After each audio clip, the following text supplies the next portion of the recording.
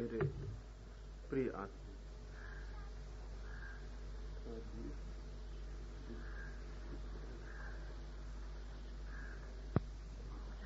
भारत के संबंध में कुछ भी सोचना निश्चित ही चिंता से भरता है। भारत के संबंध में सोचता हूं तो एक कड़ी मेरे मन में इस तरह घूमने लगती है जैसे कोई कागज की नाव पानी की भंवर में फंस जाए और चक्कर खाने लगे। वो कड़ी न मालूम किसकी है, उस कड़ी के आगे और क्या कड़ियां होंगी वो भी मुझे पता नहीं, लेकिन जैसे ही भारत का ख्याल आता है वो कड़ी मेरे मन में चक्कर काटती है, वो मेरे जहन में घूमने लगती है। और वो कड़ी ये है, हर साख पे उल्लू बैठे हैं, अंजामे गुलिस्तां क्या होगा। अगर किसी फुलवारी में हर पौधे की शाखाओं पर उल्लू बैठे हों तो उस फुलवारी का क्या होगा।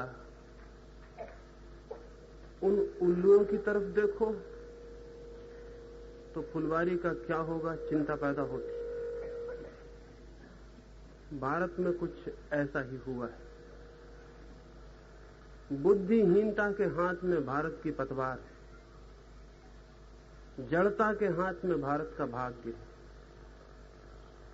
नासमझियों का लंबा इतिहास है, अंधविश्वासों की बहुत पुरानी परंपरा है, अंधेपन की सनातन आदत है, और उस सब के हाथ में भारत का भाग्य।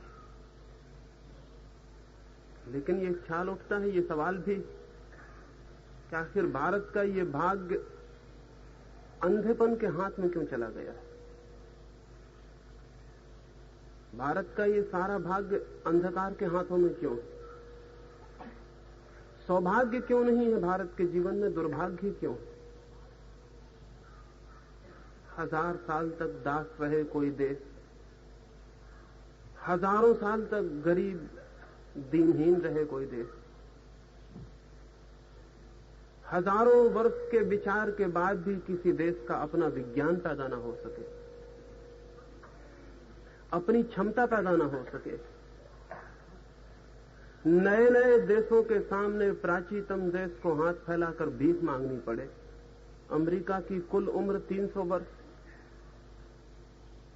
300 वर्ष जिनकी संस्कृति की उम्र है, उनके सामने जिनकी संस्कृति की उम्रों को सनातन कहा जा सके, कोई 10,000 वर्ष पुरानी, उनको भीख मांगनी पड़े। तो 10,000 वर्ष से हम क्या कर रहे थे। 10,000 वर्षों में हमने पृथ्वी पर क्या किया है, हमारे नाम पर क्या है। हम 10,000 वर्ष चुपचाप बैठे रहे हैं या हमने आंख बंद करके 10,000 वर्ष गंवा दिए, और आगे स्थिति और विकृत होती चली जाती है। एक अमेरिकी विचारक ने अभी एक किताब लिखी है 1975। उस किताब की सारी दुनिया में चर्चा है, सिर्फ हिंदुस्तान को छोड़कर। 1975 में उसने हिंदुस्तान के बाबत बातें की और हिंदुस्तान में उसकी कोई चर्चा नहीं। 1975 में उसने लिखा है कि 1975 और 78 के बीच हिंदुस्तान में इतना बड़ा अकाल पड़ेगा जितना बड़ा अकाल मनुष्य के इतिहास में किसी देश में कभी भी नहीं पड़ा। उस अकाल में उसके हिसाब से अंदाजन 10 करोड़ से लेकर 20 करोड़ तक लोगों के मरने की संभावना सिर्फ भारत में पैदा हो जाएगी।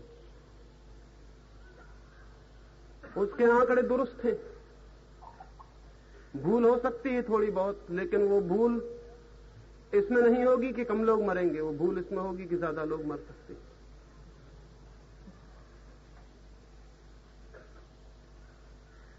दिल्ली में एक बड़े नेता से मैंने उस किताब की बात कही। उनसे मैंने कहा, आपने 1975 पढ़ी है, उसमें भारत में 10 वर्षों के भीतर 10 करोड़ से लेकर 20 करोड़ लोगों तक के मरने की, अकाल की संभावना की बात की गई। वो नेता कहने लगे 1975 अभी बहुत दूर है। जिनको 1975 दूर दिखता हो, उनके पास देखने वाली आंखें हैं, ऐसा नहीं कहा जा सकता। देश की जिंदगी में वर्ष ऐसे बीत जाते हैं जैसे आदमी की जिंदगी में क्षण बीतते हैं। देश की जिंदगी में सदियां ऐसे बीतती हैं जैसे एक आदमी की पूरी जिंदगी बीत जाती है। पता भी नहीं चलता देश की उम्र में सदियों का। लेकिन आंखें हो तो आगे दिखाई पड़ सकता है, आंखें ना हो तो आगे दिखाई नहीं पड़ सकता है।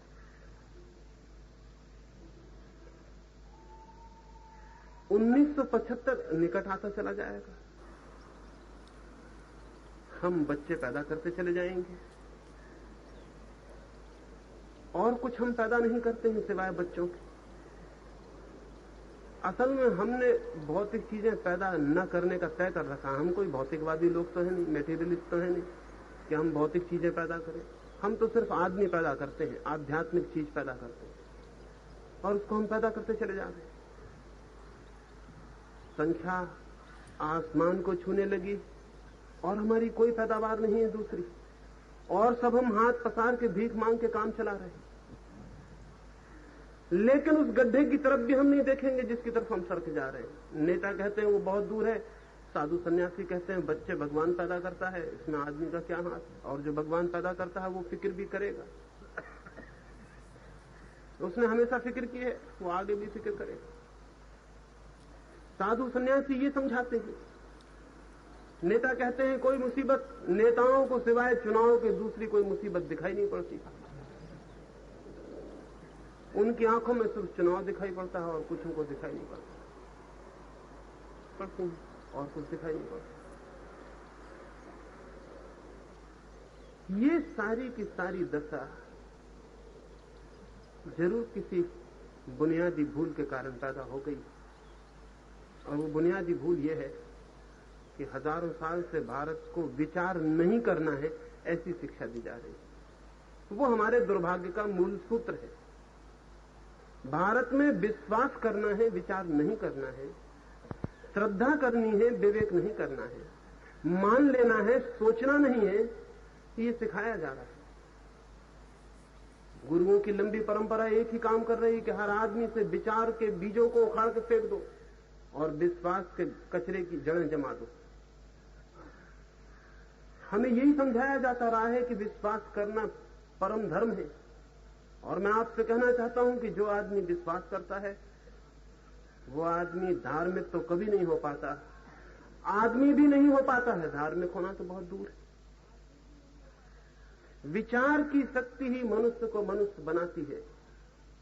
जागा हुआ विवेक ही मनुष्य की आत्मा है।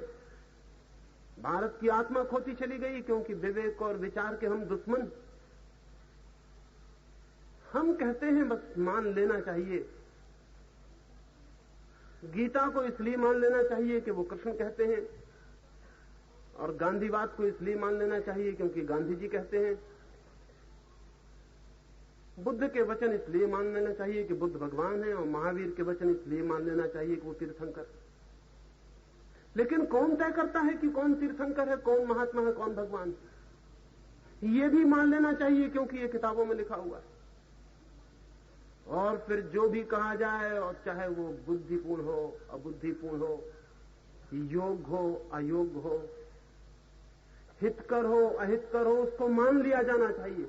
मान लिया जाना ही एक योग्यता है हमारी। जो नहीं मानता वो नास्तिक है, वो भटका हुआ है। मैं आपसे कहता हूं, मानने वाले लोग स्वयं तो अंधे हो ही जाते हैं, क्योंकि मानने वाले को आंख खोलने की जरूरत नहीं रहती। मानने वाले के लिए आंख खोलने की क्या जरूरत है?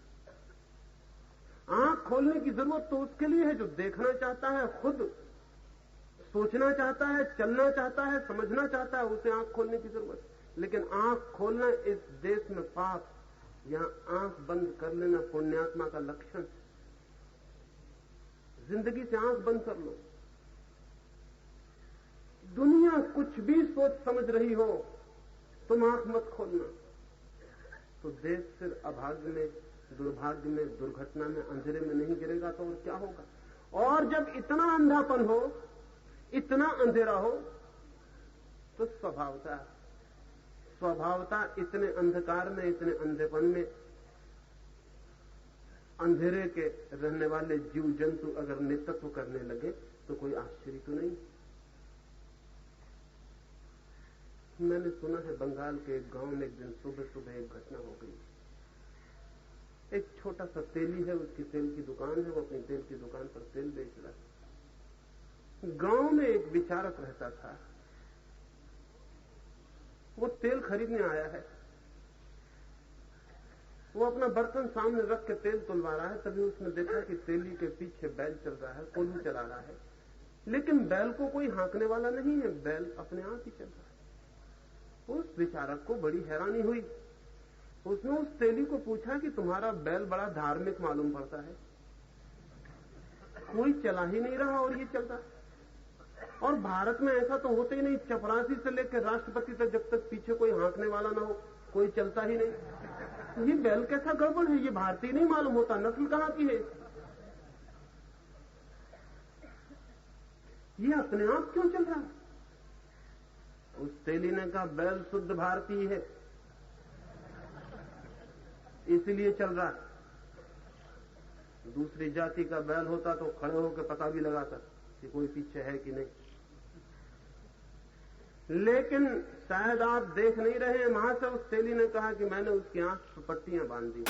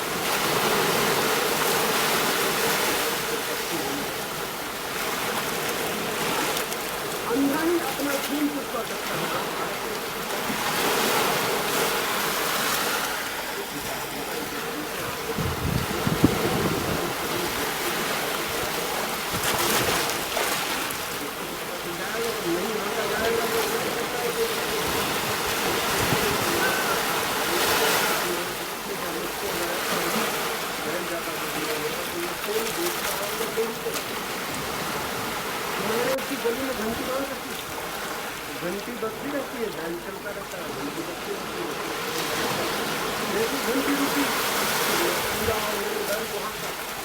मेरी चीन है बैल की तरफ, लेकिन काम मेरे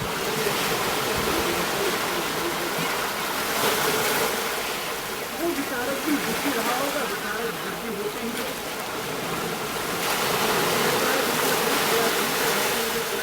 लेकिन बैल खड़े होकर गर्दन को मिला के घंटी बजा सकता।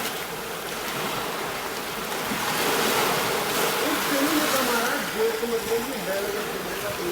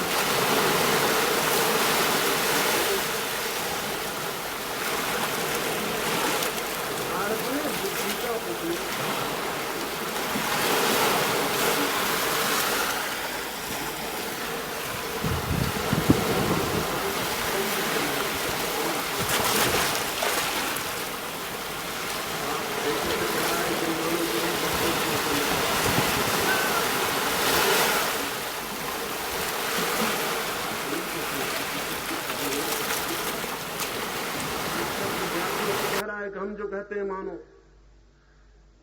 क्योंकि आप 30 साल पहले पैदा हो गए इसलिए कोई बहुत ऊंचा काम किया। आप जो कहते हैं वो सही हो जाए। सही होने की कसौटी उम्र नहीं होती, न बाप होना होता है, न शिक्षक होना होता है। सही होने की कसौटी के कुछ और अर्थ होते हैं, तर्क होता है, विचार होता है, कारण होते हैं किसी चीज के सही और गलत होने के। ये कारण नहीं होते कि मैं कौन हूं इसलिए सही मानूं। लेकिन यही हमारा सूत्र है अब तक। इस सूत्र के कारण भारत में बच्चे पैदा होते हैं, लेकिन उनकी प्रतिभा कुंठित हो जाती है, वो प्रतिभा विकसित नहीं होती। भारत का जीनियस, मेधा विकसित नहीं होती। सोच विचार की हवा ही नहीं है, और जिंदगी से लड़ना है तो सोचना पड़ेगा, हारना है तो मत सोचिए। अगर जिंदगी को जीतना है तो विचार के अतिरिक्त कोई सूत्र, कोई शक्ति आदमी के हाथ में नहीं है। अगर जिंदगी के राज जानना है, अगर पदार्थ में छिपी हुई शक्तियों के मालिक बनना है, अगर प्रकृति में छुपा हुआ रहस्य खोजना है, अगर आकाश और चांद तारों पर ताकत लानी है, तो विचार विचार विचार, उसके अतिरिक्त कोई मार्ग नहीं। नहीं तो दीनहीन हो जाएंगे, दरिद्र हो जाएंगे, गुलाम हो जाएंगे।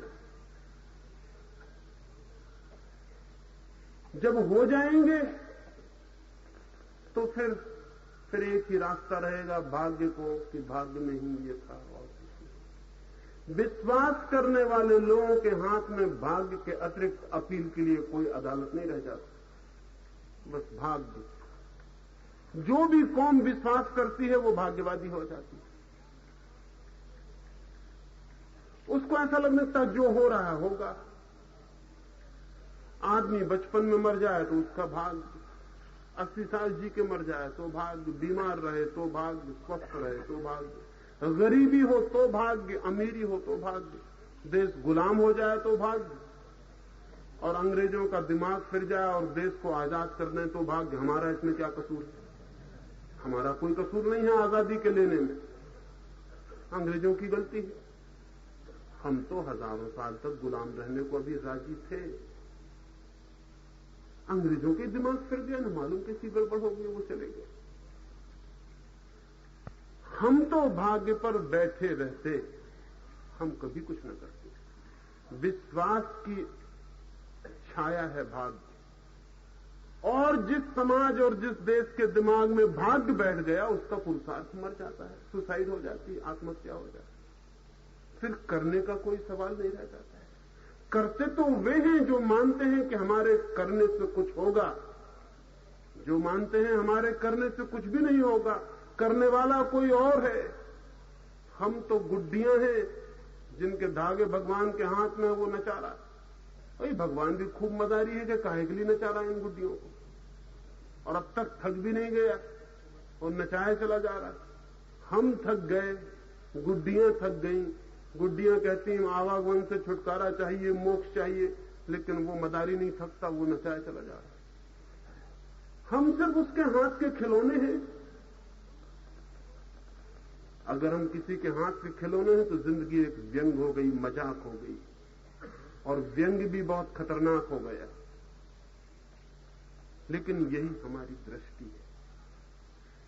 विश्वास करने वाले लोग भाग्यवादी हो जाएंगे, और भाग्यवादी लोग पुरुषार्थ खो देंगे, श्रम खो देंगे, संकल्प खो देंगे, जिंदगी से लड़ने की क्षमता और साहस खो देंगे। रोना उनके हाथ में रह जाएगा, बैठ के रोएंगे कतार बांध के, और इस रोने को धर्म कहेंगे कि हम धार्मिक कार्य कर रहे हैं। मंदिरों में कर क्या रहे हैं हम? कोई प्रार्थना कर रहा है मंदिरों में? मंदिरों में सिवाय रोने को और कोई काम नहीं किया जा रहा।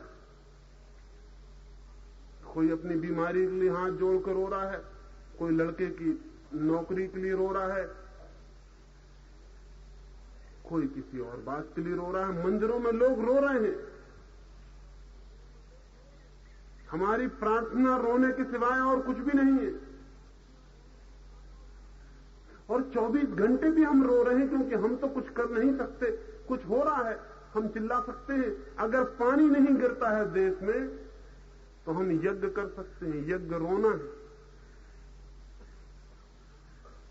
यज्ञ से पानी गिरने का 3 काल में भी कोई संबंध नहीं है। तुम कितनी आग जलाते हो, कितना गेहूं जलाते हो, कितना घी जलाते हो, बादलों को जरा भी मतलब नहीं है कि तुम क्या पागलपन कर रहे हो। बादलों को पता भी नहीं होगा कि आपके ब्रह्मचारी और आपके सन्यासी आग में घी डलवा रहे हैं और पागलों की तरह चक्कर काट रहे हैं उसका और मंत्र बोल रहे हैं। ये बादलों को पता भी नहीं है, और अगर पता होगा तो बहुत हंसते होंगे मन में कि कैसे ना समझ लोग हैं, ये क्या कर रहे हैं, इससे पानी गिरने का क्या संबंध है। लेकिन भाग्यवादी लोग, विश्वासी लोग क्या कर सकते हैं? किताब में लिखा है कि ऐसा करने से पानी गिरेगा, तो वो चक्कर लगाते हैं, करते रहते हैं। नहीं पानी गिरता तो विश्वासी मानते हैं कि हमारे करने में कोई गलती रह गई होगी, नहीं तो पानी तो जरूर गिरता। कलयुग आ गया है इसलिए गड़बड़ हो रही, नहीं तो पानी तो गिरता। पहले तो ऋषि मुनि गिरा लेते थे। वहां रूस में वो बादलों को खींच के ले आएंगे अपनी जमीन पर। बादल लाए जा सकते हैं, जहां भी चाहा जाए वहां लाए जा सकते हैं। बादलों को आदमी अपनी मर्जी से खींच के कहीं भी ला सकता है। बादलों को मजबूर किया जा सकता है कि पानी गिराओ, लेकिन मंत्र से और यज्ञ से ये नहीं होता है। यज्ञ और मंत्र हमारी नपुंसकता के प्रतीक हैं, हमारी सामर्थ्य के नहीं, इंपोटेंस के। जो कुछ भी नहीं कर सकते वो यज्ञ वगैरह करते हैं। ये आखिरी उपाय है दीनहीनों का। सिर पटकते हैं, व्यर्थ ही समय खराब करते हैं। लेकिन नहीं, वो जो हमें सिखाया गया हजारों साल तक, हम शक भी नहीं करेंगे, संदेह भी नहीं करेंगे। संदेह पैदा हो तो विचार पैदा होगा, विचार पैदा हो तो पुरुषार्थ पैदा होता है। संदेह पहला सूत्र है। संदेह पैदा हो, डाउट पैदा हो तो विचार पैदा हो। क्योंकि संदेह कहता है सोचो क्या है, फिर अगर ये ठीक नहीं है तो ठीक क्या है, अगर यही ठीक है तो सोचने की कोई जरूरत नहीं, बात खत्म हो गई। ठीक हमारे पुरखे हमेशा के लिए तय कर गए, हमारे हाथ में कोई काम नहीं, सोचने का क्या सवाल है। संदेह पैदा होता है तो विचार पैदा होता है, और जब विचार पैदा होता है तो पुरुषार्थ पैदा होता है, कुछ करने का सवाल उठता है। जब विचार लेता है आदमी तो करके देखता है कि हो सकता है, ये नहीं हो सकता। अभी कुछ वर्षों पहले एक पाश्चात्य डॉक्टर डेनीज हिंदुस्तान आया। उसने स्वामी शिवानंद की एक किताब पढ़ी। आप में से कई लोगों ने पढ़ी होगी, क्योंकि फिजूल किताबें पढ़ने के सिवाय हम कोई काम ही नहीं करते। स्वामी शिवानंद की किताब उसने पढ़ी। उस किताब में लिखा हुआ है कि ओम का पाठ करने से हर तरह की बीमारी तत्काल दूर हो जाती, और ये भी लिखा है कि ओम का पाठ करने से बीमारी तो क्या, अगर कोई आदमी पूरे श्रद्धा विश्वास से ओम का पाठ करे तो मृत्यु को भी जीत लेता है। कई किताबों में लिखा है। स्वामी शिवानंद का कोई कसूर नहीं, उनने कॉपी किया होगा कहीं से। यहां हिंदुस्तान में कोई अपनी तरफ से तो कुछ लिखते नहीं सिवाय कार्बन कॉपी के, इसलिए कसूर उनका कोई भी नहीं, उनकी कोई गलती नहीं। वो तो कई किताबों में लिखा हुआ है, उन्होंने उतार दिया होगा। हिंदुस्तान में किताब लिखने का ढंग ये है कि 10 किताब पढ़ो और 1 किताब लिखो, फौरन किताब पैदा हो जाती, इसलिए उनकी कोई गलती नहीं है। उन्होंने तो पुरखों ने जो पहले भी कहा है उसको ही दोहरा दिया है। वो डेनीज डॉक्टर, और उसने जब ये सुना कि स्वामी शिवानंद भी पहले डॉक्टर थे सन्यासी होने के पहले, लेकिन उसको पता नहीं कि हिंदुस्तान का कोई डॉक्टर विश्वास योग्य नहीं। डॉक्टर ऊपर से रहता है, भीतर वही हिंदुस्तानी पागल दिमाग बैठा हुआ है। कब गेरुआ वस्त्र पहन लेगा कुछ पता नहीं, और कब राम राम जपने लगेगा कुछ पता नहीं, और अभी भी दवाई इंजेक्शन लगाते वक्त भीतर भीतर जप रहा हो तो कोई ठिकाना नहीं। उसने सोचा कि डॉक्टर, ये शिवानंद तो डॉक्टर था, तो ये तो जब लिख रहा है तो कुछ सोच के लिख रहा होगा कि ओम के पाठ से बीमारियां दूर हो जाती हैं। जब डॉक्टर है तो कुछ सोच के लिख रहा होगा। और जब ये कहता है कि मृत्यु तक जीती जा सकती है तो कोई प्रयोग करके लिख रहा होगा, क्योंकि पश्चिम में कोई कुछ भी नहीं लिख देता है। लेकिन उन्हें पता नहीं हमारी आदतों का, कि हमें इसकी फिक्र ही नहीं कि हम क्या लिखते हैं क्या कहते हैं। हम कुछ भी कह सकते, हम कुछ भी लिख सकते। वो आदमी भागा हुआ हिंदुस्तान आया, हम कहेंगे नासमझ था। आनंद में कितने लोगों ने ऐसी किताबें पढ़ी, कभी कोई भाग के कहीं जाता है, पढ़ लेते हैं, अपने घर बैठे रहते हैं। लेकिन उसको ये बेचैनी हो गई कि एक डॉक्टर ऐसा लिखता है तो जरूर इसमें कोई मतलब होना चाहिए। वो बेचारा ऋषिकेश पहुंचा, वो बड़े भाव से भरा हुआ, उसने अपनी डायरी में लिखा है कि मैं इतना पागल हो गया कि अगर ऐसा कोई सूत्र मिल गया है कि जिससे पाठ से सारी बीमारियां दूर हो जाती हैं, तब तो दुनिया धन्य हो जाएगी। सब अस्पतालों की, मेडिकल कॉलेजेस की इतनी दवा दारू, इतना सब दन फन सब बंद कर देंगे। एक छोटी सी तरकीब मिल गई, सीक्रेट मिल गया, ये तो बड़ा राज। ये इस आदमी को तो नोबेल प्राइज मिलनी चाहिए अभी इसी वक्त। कहां छोटी मोटी दवाइयां खोजने वालों को, श्योर को, फला ढिका को तुम जाके और नोबेल प्राइज दे देते हो। जिस आदमी ने इतनी बड़ी बात निकाल ली है, इसको तो नोबेल प्राइज अभी मिलनी चाहिए। वो भागा हुआ ऋषिकेश पहुंचा। उसने जाके स्वामी शिवानंद के सेक्रेटरी को कहा कि मैं इसी वक्त मिलना चाहता हूं स्वामी जी।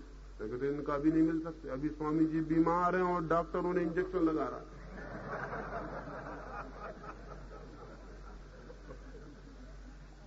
वो आदमी तो भौचक्का का खड़ा रह गया। स्वामी जी, उसने कहा बीमार है, ये कभी नहीं हो सकता। ये कैसे हो सकता? स्वामी जी कभी बीमार नहीं हो सकते। मैंने तो उनकी किताब पढ़ी है जिसमें लिखा है कि ओम के पाठ करने से आदमी बीमारियों को जीत लेता है। उस सेक्रेटरी ने कहा पढ़ी होगी किताब, लेकिन स्वामी जी बीमार है, अभी डॉक्टर देख रहा, अभी आप नहीं मिल सकते। हम कहेंगे अगर हम होते वहां तो हम कहते अरे पागल तू समझता नहीं, स्वामी जी लीला कर रहे हैं, ये तो लीला है। स्वामी जी थोड़ी बीमार पड़े, ये तो लीला दिखला रहे हैं। भक्तों की जांच कर रहे हैं कौन श्रद्धा रखता है कौन अश्रद्धा रखता है। भक्तों की जांच कर रहे हैं स्वामी जी को, बीमार नहीं है, लीला कर रहे हैं और जांच कर रहे हैं कि कौन है सच्चा श्रद्धालु जो अभी भी माने कि स्वामी जी स्वस्थ है, जो नहीं माने वो नास्तिक है। लेकिन वो डेनिस को जैसे पहाड़ से गिर पड़ा। तो उसने अपनी किताब में लिखा है कि मैं तो दंग रह गया कि लोग कैसे, किस मुद्दे पर लिखा है इस आदमी ने ये। लेकिन हम कोई भी नहीं कहेंगे, हम कहेंगे कहां, इसमें क्या मुद्दे की बात है। हमें ख्याल भी नहीं आएगा, क्योंकि विचार तो हमने बंद ही कर दिया है। ये सब ख्याल दूसरों को आते हैं। जो विचार कर रहे हैं वो पूछना चाहते हैं, संदेह करना चाहते हैं, प्रयोग करना चाहते हैं, परीक्षण करना चाहते हैं, नतीजे निकालना चाहते हैं। हम सिर्फ घोषणाएं करते हैं। ये स्थिति देश में विचार को पैदा नहीं होने देती, और विचार पैदा नहीं होगा तो भारत का कोई भी भविष्य नहीं। हम बहुत पिछड़ गए हैं, हम और पिछड़ते चले जाएंगे। हर दिशा में पिछड़ गए हैं, और पिछड़ने का एक ही कारण है कि हम कुछ पकड़े बैठे हैं हजारों साल से। कभी संदेह ही नहीं करते कि हम जो पकड़े बैठे हैं वो क्या है। आंख तो खोलो, देखो तो कि वो क्या है जिसे तुम पकड़े बैठे हो। लेकिन हमें डर लगता है कि अगर हमने सोच विचार किया कहीं ऐसा ना हो कि हमारे पुरखे, हमारे ऋषि मुनि गलत सिद्ध हो जाए, तो चाहे हमारी जिंदगी नष्ट हो जाए, हमने एक कसम खा ली कि अपने पुरखों को कभी गलत सिद्ध न होने देंगे। लेकिन पुरखों ने क्या कोई ठेका ले लिया है कि वो हमेशा के लिए सही हो? वो हमको हमेशा के लिए गलत कर गए हैं और खुद हमेशा के लिए सही हो गए। और मुर्दा, मर गए लोग अगर जिंदा लोगों को इस तरह फंसा दे तो बहुत मुसीबत हो जाती। जीना हमें है और वो जो कह गए हैं मानना उसे है। जिंदा हमें रहना है, जिंदगी से लड़ना हमें है, लेकिन उसूल उनके हैं। इस तरह नहीं चल सकता है आगे। इसलिए पहली बात भारत के दुर्भाग्य का बुनियाद है विश्वास, बिलीफ, अंधविश्वास, आंख बंद करके माने चले जाना। सब दिशाओं में, वे दिशाएं कोई भी हो, इससे कोई फर्क नहीं पड़ता है। इस दुर्भाग्य को तोड़ने का सूत्र है विश्वास नहीं, विचार, संदेह, सोचना। हमारी हालत भेड़ बकरियों जैसी हो गई। मैंने सुना है कि स्कूल में एक शिक्षक बच्चों को पढ़ा रहा था और वो मुझसे कुछ सवाल पूछ रहा था गणित के। फिर उसने एक सवाल दिया बच्चों को कि एक छोटी सी बगिया में 4 दीवारी के भीतर 20 भेड़ें बंद हैं, तो उसमें से एक भेड़ छलांग लगा के बाहर निकल गई, तो भीतर कितनी भेड़ें बची? एक बच्चा एकदम हाथ हिलाने लगा। ये बच्चा कभी हाथ नहीं हिलाता। शिक्षक ने पूछा आज तुझे क्या हो गया? उसने कहा कि मेरे घर में भेड़ें हैं इसलिए मैं जवाब दे सकता हूं, एक भी नहीं बचेगी, सब निकल जाएंगी, पीछे एक भी नहीं बचेगी। आप कहते ना एक निकल गई, पीछे एक भी नहीं बची। उसने पूछा मतलब क्या पागल 20 भेड़ें थी, एक निकली है? उसने कहा एक निकली होगी गणित में, भेड़ें सब निकल गई, पीछे एक नहीं बच सकती, क्योंकि भेड़ें पीछे चलती हैं।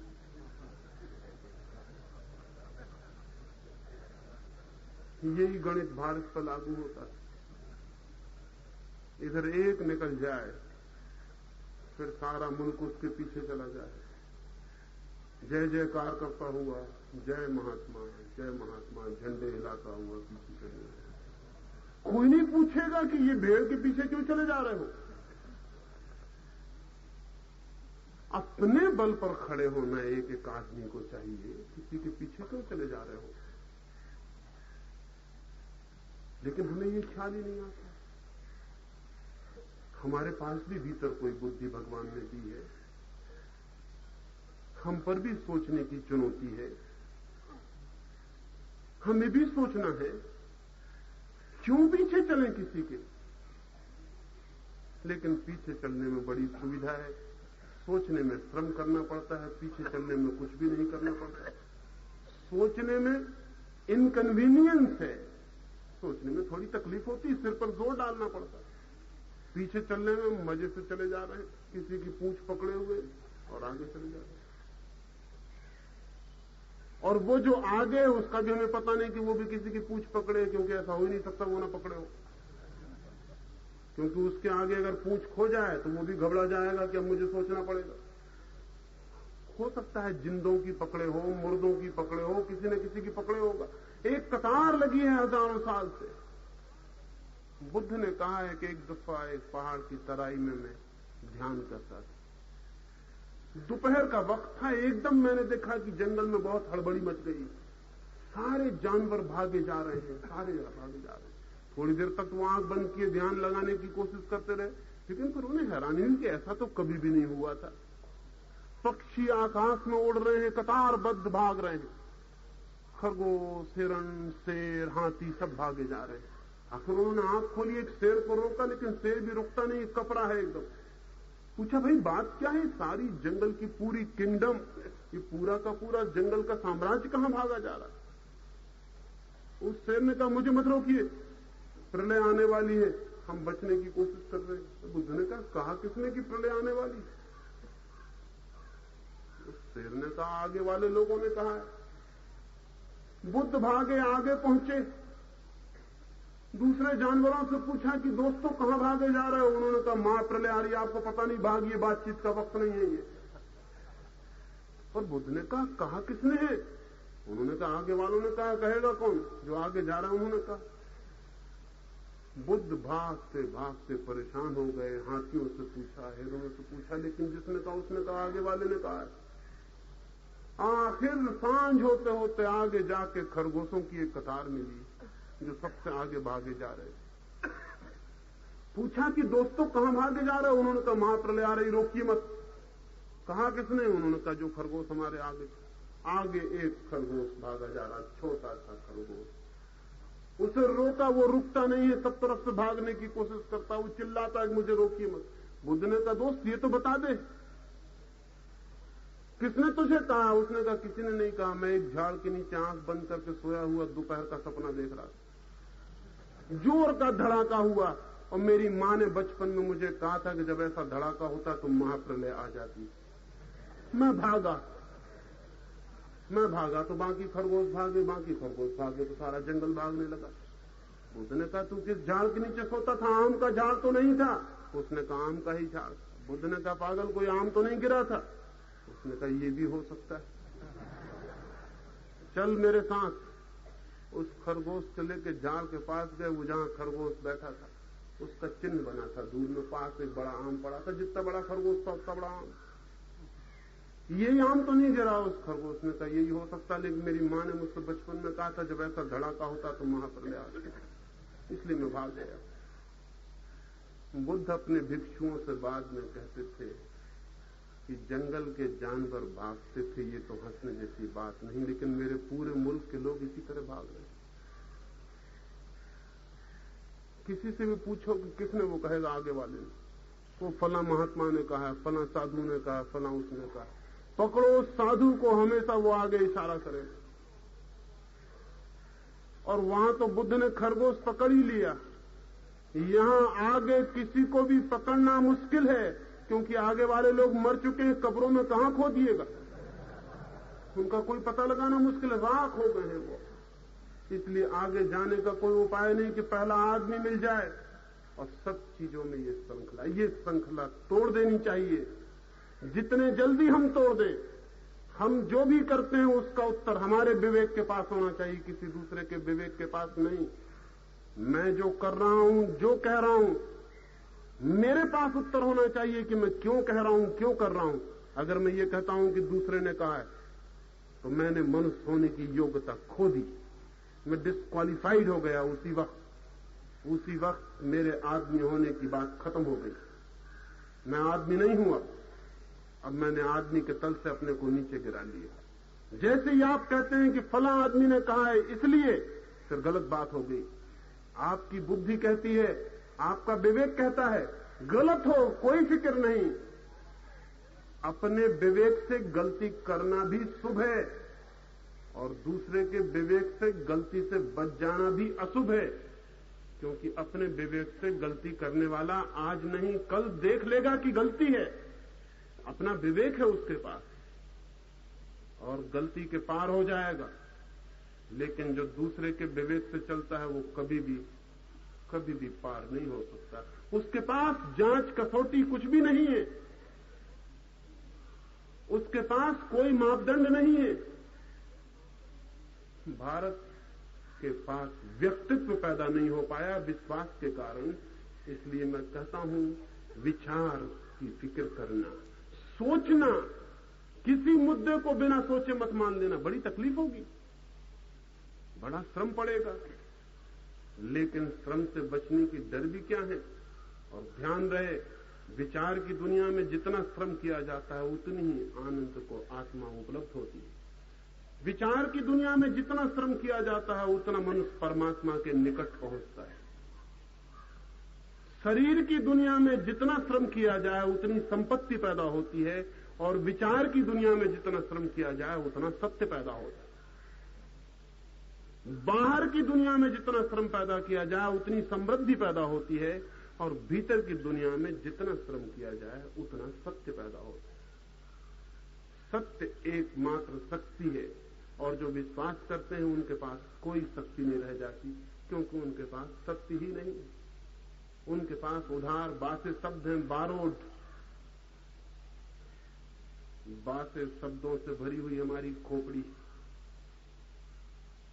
इसलिए हम भटकते हैं, भरमते हैं, लेकिन कहीं पहुंचते नहीं।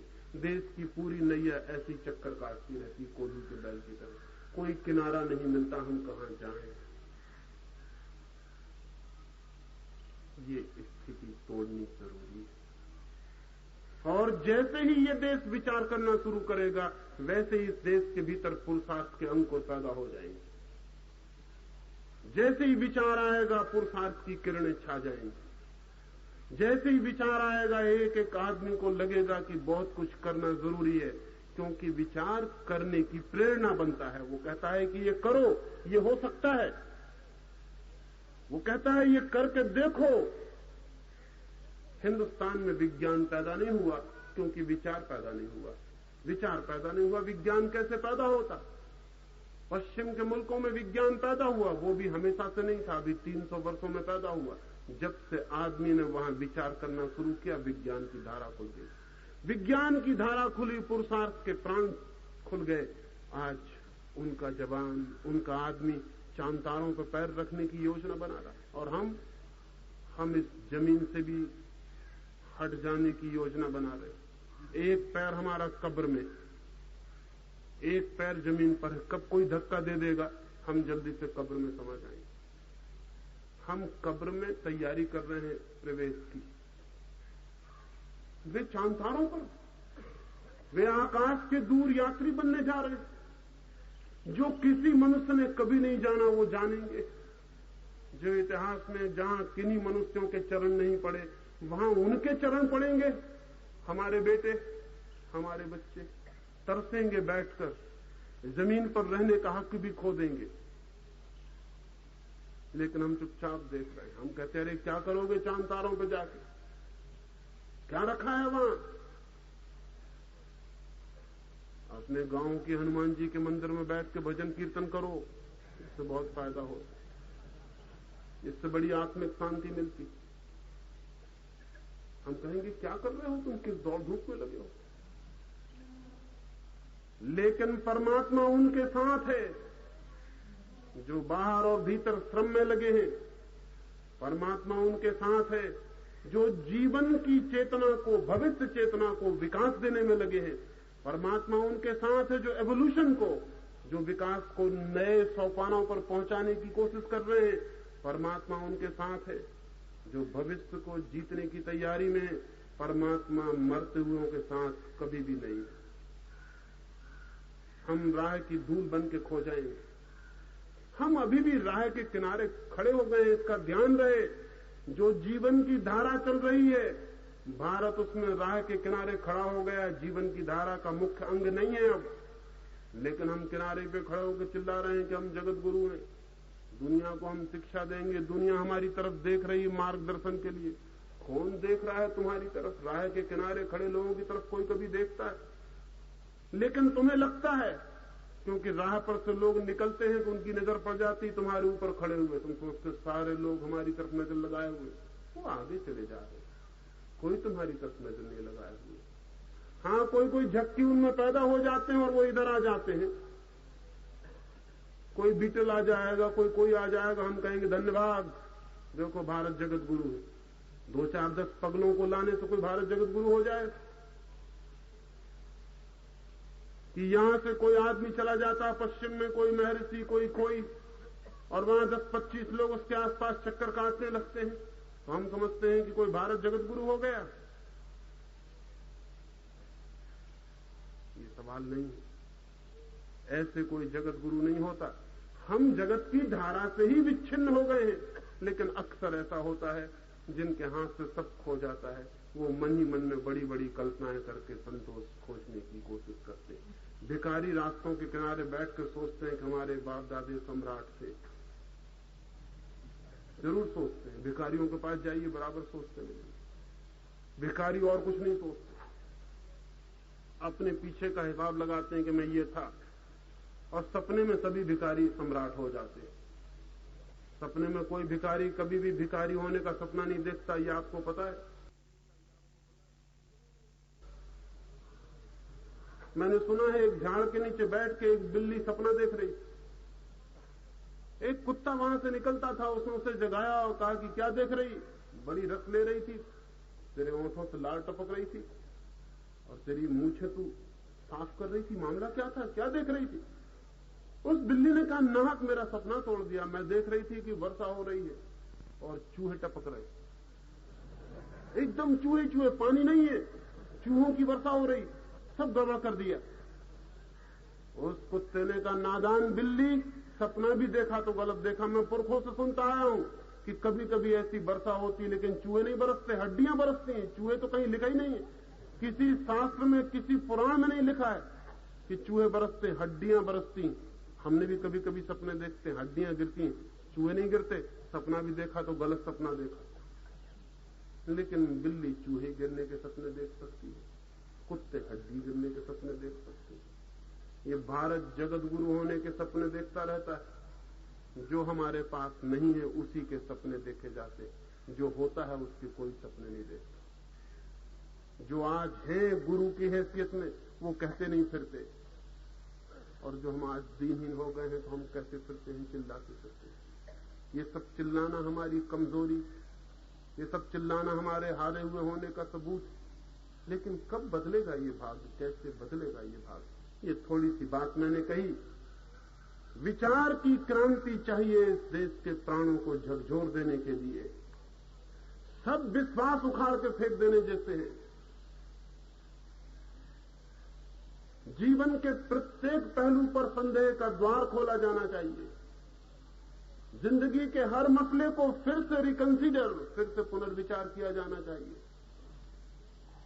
जिंदगी की कोई चीज चुपचाप मान लेने योग्य नहीं है। हजारों हजार साल में जो कहा हो उसको फिर उठा के पूछना पड़ेगा, फिर प्रश्न, फिर इंक्वायरी, फिर क्वेश्चनिंग, और हथौड़ी की चोट पर हैमरिंग करनी पड़ेगी एक एक चीज को।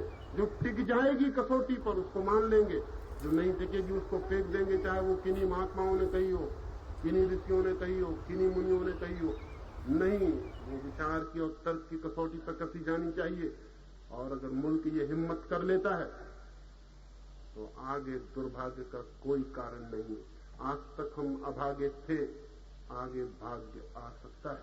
मैं आशा से भरा हूं। ये हो सकता है और ये भी हो सकता है कि आज तक हमने विचार नहीं किया। ये वरदान नहीं था, अभिशाप था। ये अभिशाप भी भविष्य में वरदान बन सकता है।